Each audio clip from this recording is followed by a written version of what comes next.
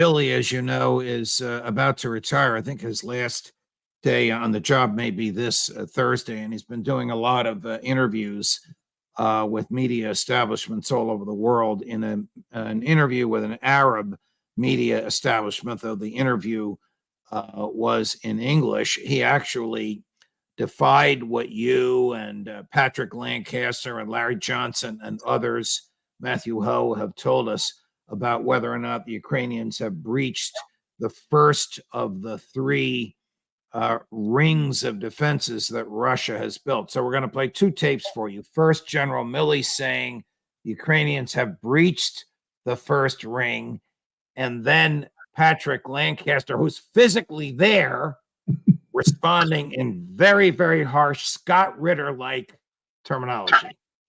They've attacked through the first main defensive belt. This is a defense in depth that the Russians had many months to prepare. It's got minefields, it's got dragon's teeth, it's got tank ditches. It's a very, very complex set of defensive preparations that the Ukrainians are fighting through. And they're fighting through it. The Ukrainians have a significant amount of combat power remaining. This is not over yet. So I think it's frankly too early to say whether it succeeded or failed. It clearly has had partial success. You're there. Your eyes and ears and soul and heart are right there. He's in Washington. He's just playing word games. I mean, he's covering his you-know-what by just saying, oh, yeah, they've gone through the first line. Now, if you actually confront him about it and say, no, they're anywhere close to going through the real line, well, he'll say, well, look at this one little spot where they took 100 meters farther, or say 500 meters. Maybe took one village here and there, when over here Russia took 3. It's just word games saying, okay, in one spot maybe there is a little bit of forward action, but no considerable movement as far as the front line goes. It's just playing word games to confuse people and to try to lead people into a certain way of showing them that their tax dollars aren't going to waste and their tax dollars aren't only killing civilians. Boy, you talk about emotion and passion, Scott. Confronting the senior American military official and accusing him of word games was profound. But the bottom line remains, you can address this better than I. There is zero evidence, to support General Milley's claim that the Russians have approached or breached the first of those that the Ukrainians have approached or breached the first of those Russian defensive rings. Look, the defense that is laid out by the Russians in the Zaporizhia area, where the main fighting is taking place and on up, is, as General Milley said, in depth. I don't think either General Milley is willfully lying or he doesn't understand the true nature of Russian defense. The first line of defense is not the forward edge of the battle area. The first line of defense is what General Milley alluded to, dragon's teeth. These are these concrete obstacles designed to stop vehicles from moving forward. Dig deep anti-tank trenches designed to capture tanks. Is a physical barrier in front of which is minefields. That is the first line of defense. The Ukrainians have not reached that. They are operating in the forward defensive zone, which is a crumple zone designed to break up the Ukrainian attack before they get to the first line of defense. The Ukrainians have not penetrated through the crumple zone, this forward area. They have taken one village. When I say taken, it's Robotyno, the sort of the center of this fight. The Ukrainians come in, they grab the village, their vehicles are destroyed, the artillery comes in, crushes their infantry, they're pushed out by a Russian counterattack, and then they come back. The Russians are screening this forward defense area with about 5,000 troops who are confronting a Ukrainian force of around 20 to 30,000 troops. So 500 troops.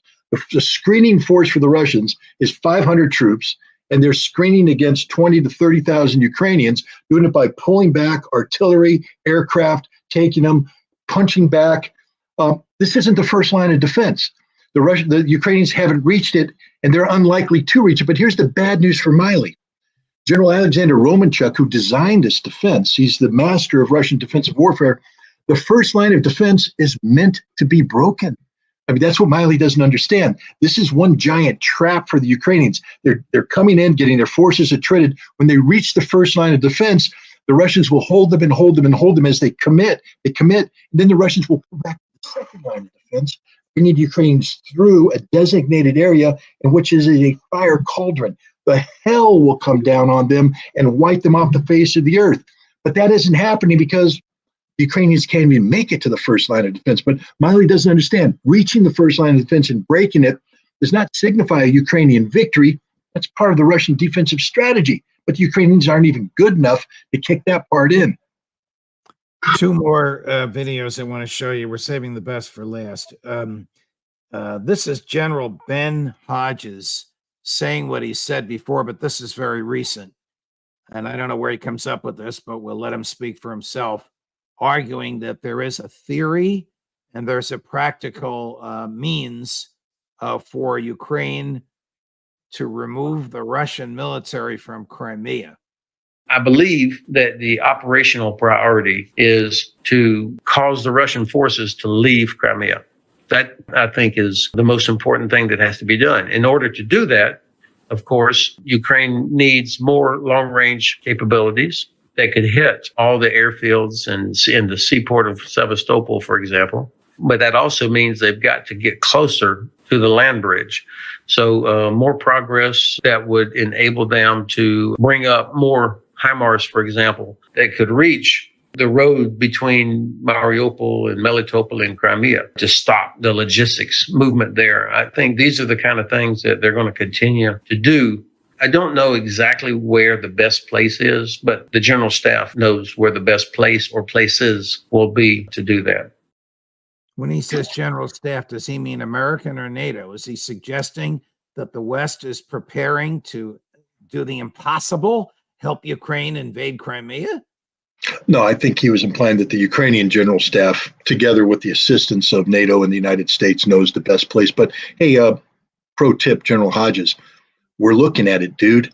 The best place we know. It's been broadcast. Let me give you a hint. The battle for Robotyno. You pierce the first line of defense. You reach the second line of defense outside of the city of Tokmak. You pierce that. Then you move to the third line of defense, which is the city of Melitopol. You have to pierce that before you can do what you say.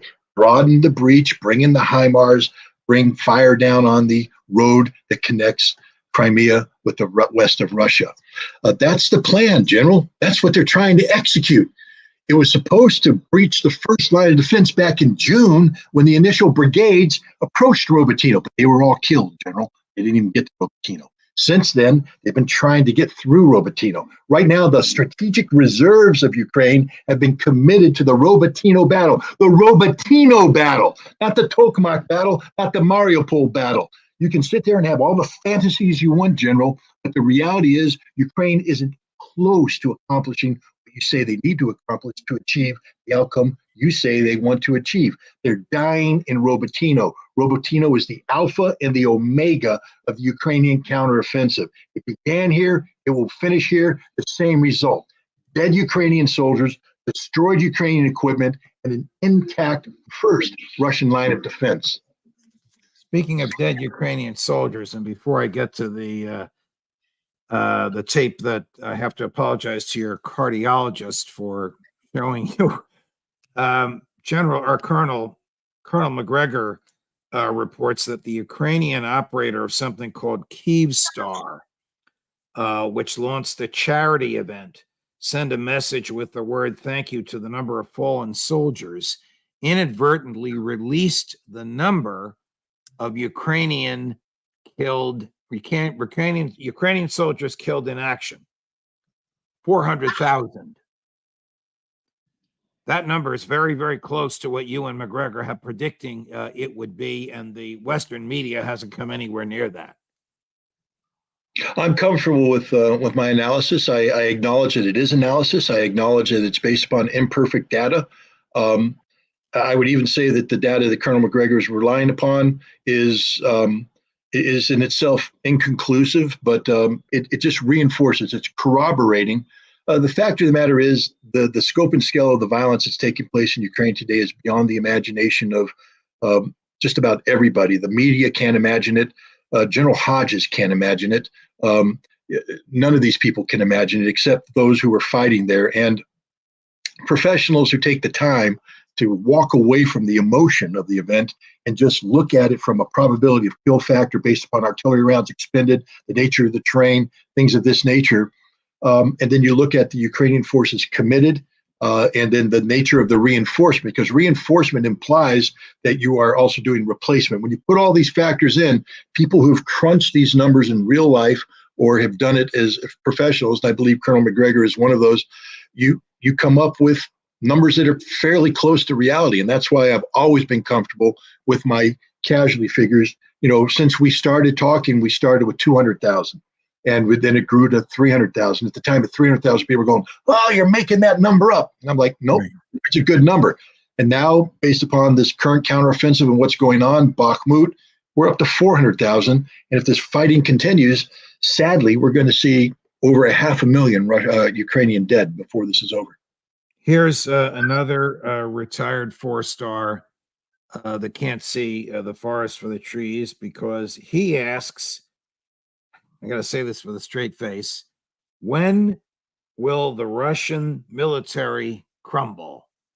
The big question in my mind, I think, is whether or when the Russians might begin to crack and crumble. They've been in the line for over a year in many cases. Yes, they have actually established very impressive defensive belts, but they don't have the same motivation that Ukrainian soldiers do, who can look over their shoulder and see what it is that they're fighting for. Their very independence, their survival, their citizens. That's not the case for the Russians, many of whom have been conscripted, not volunteers clearly. The question is, when might that moment arrive? And it's very hard to answer, having been in a number of battles where the enemy all of a sudden cracked, but you couldn't predict that until that moment actually happened. Did you hear what he said at the end, that he has been in battles where the enemy cracked? I didn't know that he was ever in any battle. This is General David Petraeus, of course, but not to get too personal about him. What the hell is he talking about when the Russians will crack and crumble? Well, there's this the one of the underlying premises of the current Ukrainian counteroffensives is that they'll be able to replicate what they accomplished last fall. If you remember last fall, the Russians were drastically overextended in the Kharkov area. They had gaps, and there was no defense in depth. They had gaps in their initial defensive line of 5-10 kilometers that the Ukrainians, with help from the West, were able to penetrate, get into the rear, and it created the requirement for a precipitous withdrawal of the Russians out of the Kharkov area to their current line of defense, where once they consolidated their troops, eliminated the gaps, they held like a steel wall.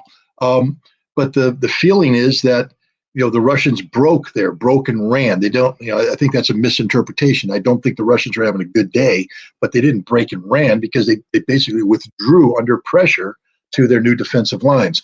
But the interpretation was they ran, and so the feeling is that now with these 300,000 mobilized troops, with volunteers, with troops, contract troops that have been there for a long time, that you could replicate the breaking and running aspect of it.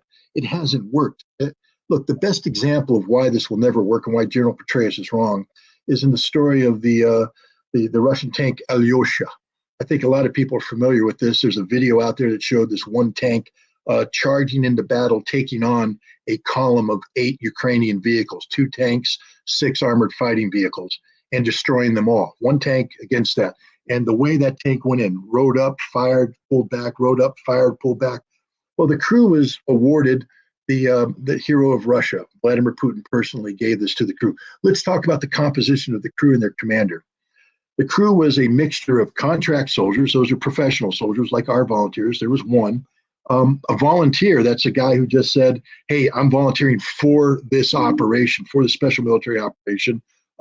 That's one. And 2 mobilized soldiers from Yakutsk, by the way. They don't look Russian. They're very Asiatic in there. And look, this crew came together in this one tank and performed magnificently. And when you interview them all, they're just all saying, we got to do this. We got to win. Why did you do this? Why did you carry out this suicidal charge? It was our task. That was our zone of operation. This is the war we had to fight. Petraeus doesn't know Russia. He doesn't know Russians. He doesn't know anything about the Russians. And he's just dead wrong. The crew of the Alyosha tank is typical of every Russian soldier there. They're not all going to be decorated with the gold star of being heroes of Russia. They're not all going to have the opportunity to do this, but on a daily basis, contract soldiers, mobilized soldiers, volunteers are fighting heroically because they're doing the same. What he says about the Ukrainians looking over his shoulder, they look over their shoulder too. And General Petraeus, if you knew anything about Russian history, you know this. When they look over their shoulder, they're looking towards the Volga River.